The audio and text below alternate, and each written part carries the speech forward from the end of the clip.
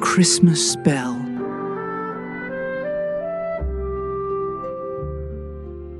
The bell arrived on a Tuesday in December of 1972, which was fitting because Tuesdays were when the Greyhound bus stopped in Millbrook, and everyone knew that anything important coming from far away came on the Greyhound. Thomas Webb was 11 that year, old enough to understand that his family didn't have much money, but young enough not to care. What mattered was that Christmas was coming, and with it, the annual Christmas Eve service at First Methodist, where his father had been pastor for as long as Thomas could remember. The package was enormous, wrapped in brown paper and twine, addressed to Reverend James Webb in handwriting that looked like it belonged in a museum. Thomas's mother signed for it, while Mrs. Chen from the general store looked on with undisguised curiosity. "Well, open it, Helen," Mrs. Chen said, her breath fogging in the cold air of the parsonage porch. "It's not every day a package that size shows up." Thomas's mother smiled, the way she always did when Mrs. Chen got too nosy, which was often. "I think we'll wait for James to get home from his hospital visits. But thank you for bringing it by, Dorothy." Mrs. Chen looked disappointed but recovered quickly. "I suppose. Though if it's for the church, technically it's all our business, isn't it?" After she left, Thomas helped his mother drag the package inside. It was heavy, surprisingly so, and when they set it down in the living room, it made a deep, resonant thunk that seemed to vibrate through the floorboards. "What do you think it is, Mom?" His mother ran her hand over the paper, frowning slightly at the return address. "It's from a church in Pennsylvania, Cornerstone Lutheran, in a town called Bellwether. I've never heard your father mention it."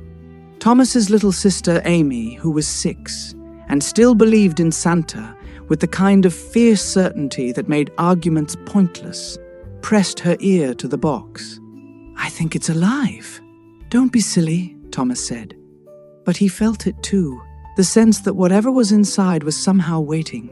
When Thomas's father came home that evening, his face lit up in a way Thomas hadn't seen in months. The church furnace had died in October, and the congregation had been scraping together money for repairs ever since. It had put lines around his father's eyes that hadn't been there before, but now those lines softened as he read the letter that had been tucked into the package's twine. "It's from Pastor Friedrich," he said softly. "I haven't thought about him in 30 years. Thomas's mother set down the pot she'd been stirring. "Friedrich, from the seminary, before that, during the war." Thomas's father rarely talked about the war. Thomas knew his father had been in Europe, had been young, and had seen things he didn't discuss. He was a chaplain, German Lutheran, ministering to POWs. "We became friends, strange as that sounds. After the war, we wrote letters for a while, but then..." He trailed off, touched the package with something like reverence.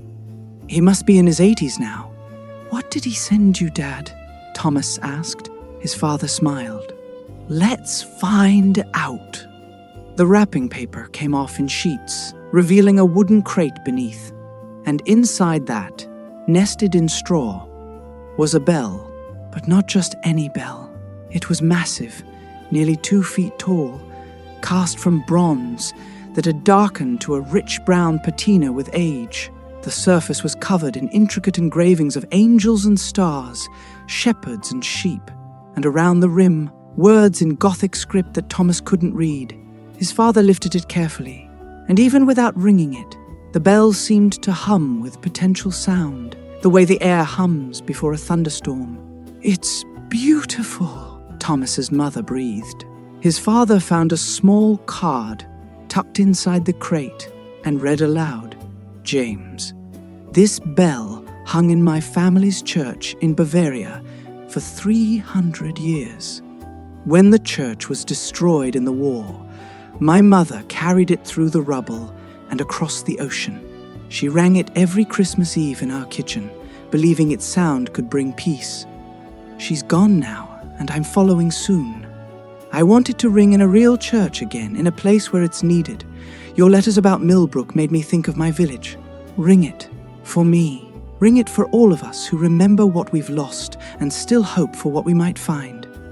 Ernst. The room was quiet for a long moment. Amy broke the silence. Can we ring it now? Thomas's father shook his head gently. No, sweetheart. Pastor Friedrich wants it rung on Christmas Eve. We'll make it part of the service. But that's 3 whole weeks away. Then we'll have something to look forward to, their mother said, but she was looking at the bell with the same hungry curiosity that Thomas felt. Word spread fast in Millbrook. By Wednesday, everyone knew about the bell. By Thursday, people were stopping by the parsonage to see it. By Friday, the church council had called an emergency meeting to discuss whether it was appropriate to introduce a new element to the traditional service. Thomas's father let them argue for 20 minutes before he set the bell on the council table. It's just a bell, he said quietly. Pastor Friedrich wanted it to ring in a church again, our church, on Christmas Eve. I don't think that's too much to ask. Martin Henderson, who owned the lumber yard and thought that gave him authority over everything wooden, including church pews, frowned. It's Catholic looking.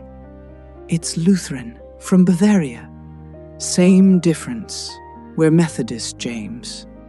We're Christian, Thomas's father said, and something in his voice made even Martin Henderson sit back. And this bell has survived things we can barely imagine. I think we can find a place for it in our service. The vote was 5-2 in favor. Martin Henderson voted no, along with his wife. Everyone else voted yes. The bell would ring on Christmas Eve. Thomas became the bell's unofficial guardian. Every day after school, he'd stop by the church where his father had placed it on a small table near the altar, and he'd study the engravings. Some were obvious, like the nativity scene and the 3 wise men. Others were harder to interpret. There was a soldier kneeling, a woman holding a child, a tree with roots that became hands reaching upward. What do you think it all means? Amy asked one afternoon. She'd followed him to the church, her boots leaving small prints in the December snow. I don't know. Dad says it's a family's history, cast in bronze. Amy reached out, touched the bell's surface with one mittened finger. It feels warm. It did, Thomas realized. Despite the church's perpetual chill, the furnace still wasn't fixed. The bell felt warm to the touch, as if it held summer deep inside of it. Do you think it's magic? Amy whispered. Don't be dumb. Magic isn't real. But even as he said it, Thomas wondered, because there was something about the bell, something that made people stop and stare, made them quiet, made them remember things they thought they'd forgotten. Mrs. Chen had actually cried when she saw it.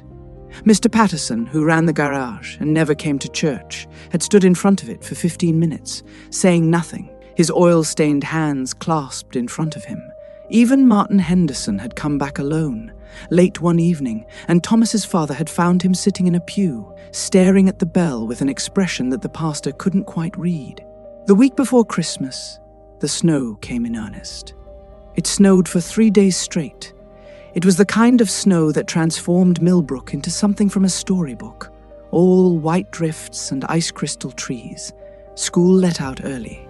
The roads became impassable, and the church furnace, which had been limping along on prayers and duct tape, finally gave up entirely.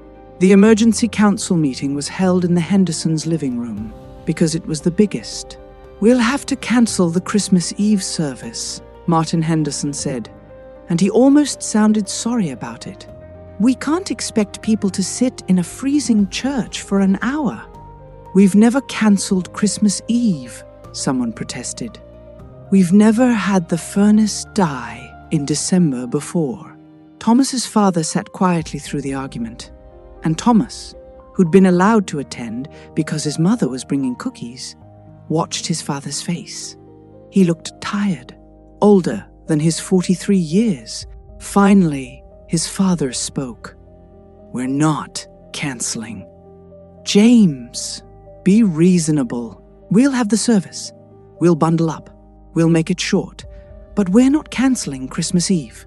But why? Martin Henderson's face was red. For pride? For tradition? For the bell. Thomas's father's voice was soft but firm. Pastor Friedrich sent that bell to be rung, in a church, on Christmas Eve, and that's what's going to happen.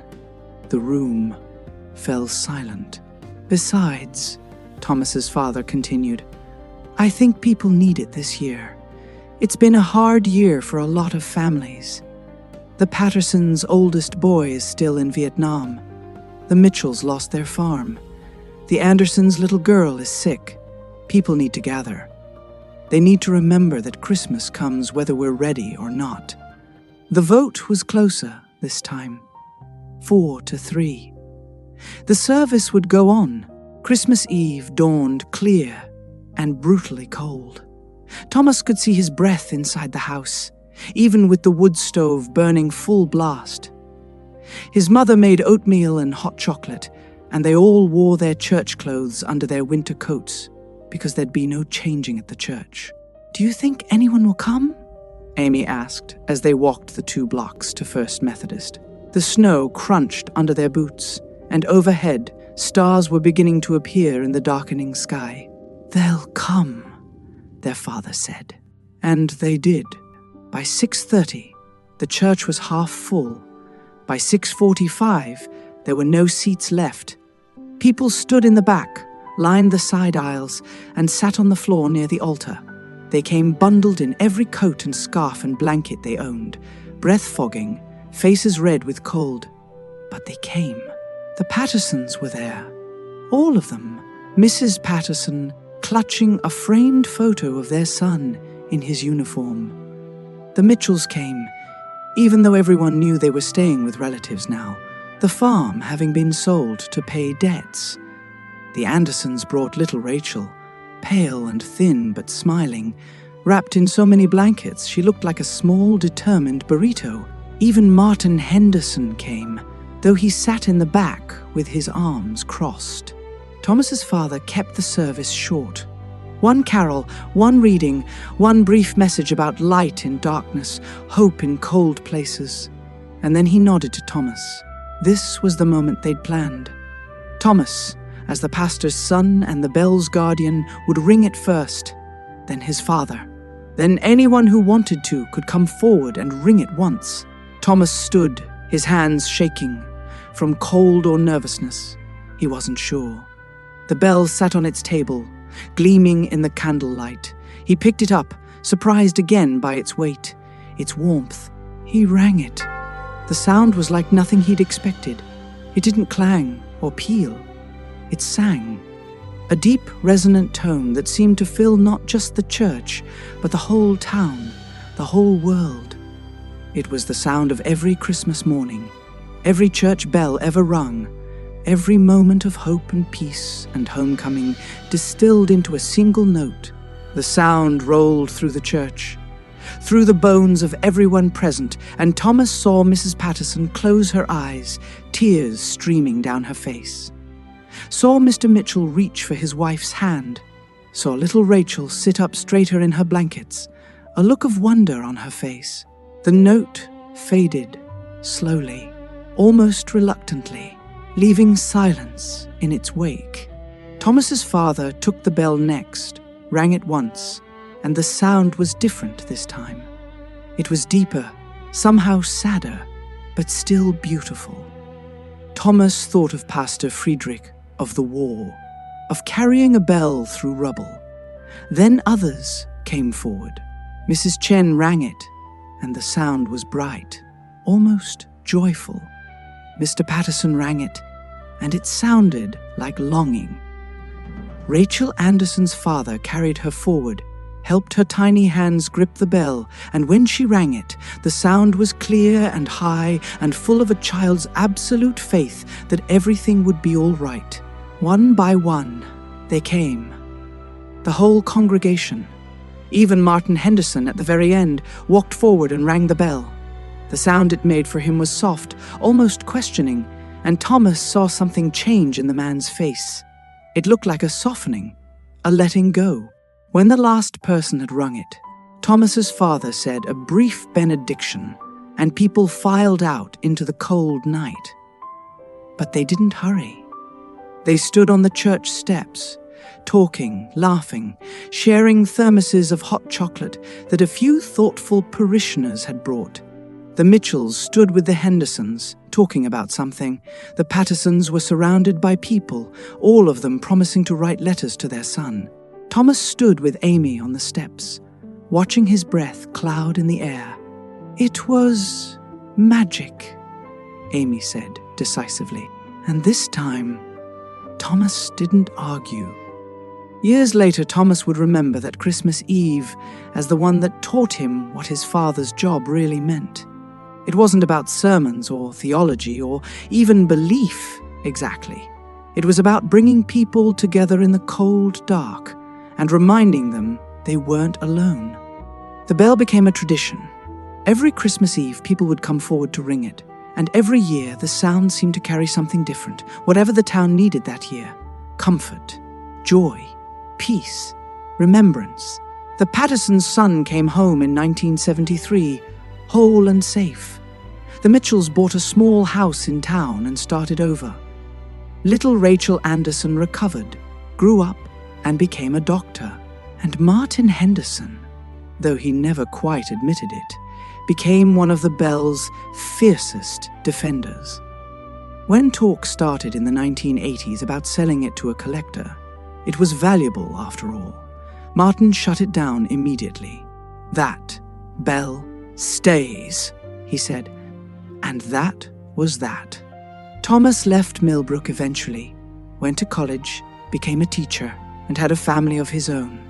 But every Christmas Eve he came home, and every Christmas Eve he rang the bell, and the sound carried him back to that frozen church in 1972, to his father's faith, to a moment when a small town gathered in the cold and chose hope.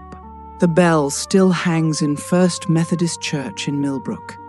If you're ever passing through on Christmas Eve, you're welcome to ring it. Just don't be surprised if the sound makes you remember things you thought you'd forgotten, or hope for things you'd given up on. Or if it makes you believe, just for a moment, in magic after all. Some bells are just bells, but some bells remember 300 years of faith and carry it forward, one Christmas at a time, warming cold churches and colder hearts with a sound like coming home. Thomas Webb's father, Reverend James Webb, served First Methodist until his retirement in 1995. He passed away in 2003 on Christmas Eve, with his family gathered around him. It is said that the last thing he heard, drifting through the cold December air from the church 2 blocks away, was the sound of the bell.